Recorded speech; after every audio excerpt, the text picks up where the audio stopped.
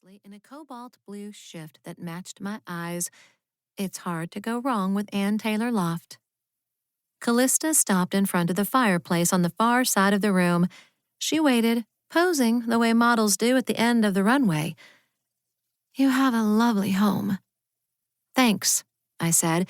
"It was my grandmother's."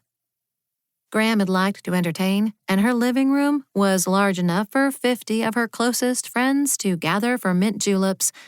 I had divided it into sections with my home office, the only office for the Stella Maris branch of Talbot and Andrews investigations, occupying the left half.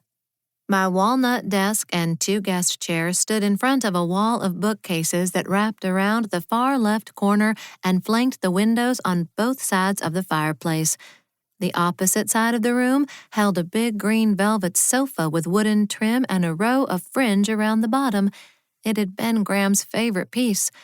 The sofa faced the wall of windows, with a set of chairs on each side to complete the conversation area. I debated whether to sit behind the desk or on the soft furniture. I'd never met with a new client at home. Since I'd moved back to Stella Maris in April, I'd been holding initial meetings on neutral territory, a restaurant, maybe, or the park.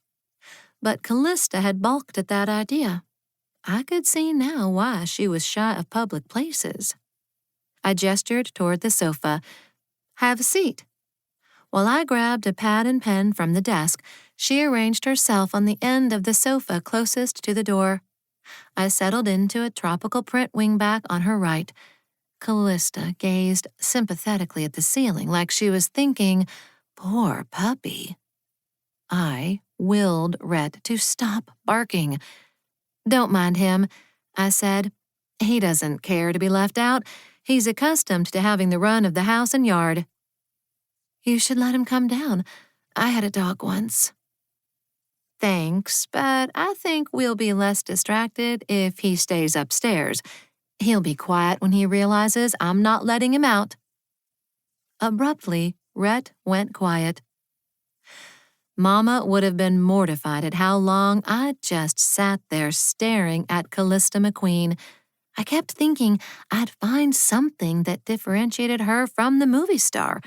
But the woman next to me was Marilyn's doppelganger. I was acquainted with all manner of oddities, but a doppelganger, that was a new one. She must have been used to the staring because she just sat there with perfect posture, letting me get it out of my system.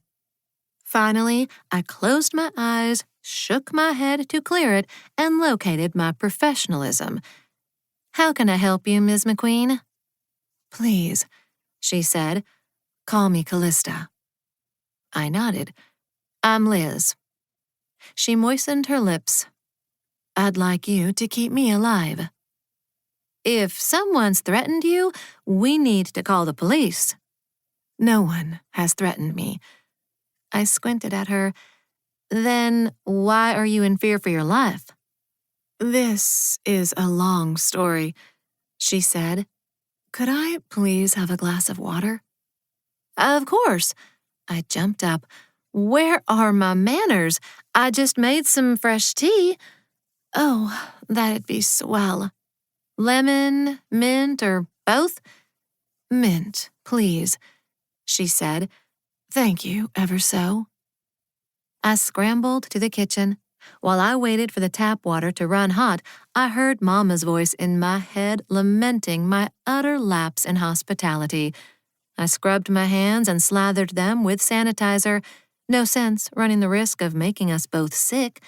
Bacteria are forever on the offensive, but they thrive in hot weather. Some people think roaches would be the only thing left after a nuclear apocalypse, but I'm convinced bacteria would not only survive, they'd kill off the roaches. Certain members of my immediate family make great sport of trying to trace what they refer to as my nervous habit to some incident in my childhood or possibly genetic mutation. This is ridiculous. I simply have a healthy regard for personal hygiene. I fixed 2 glasses of tea, took a deep breath, and let it out slowly. Then I headed back to the living room.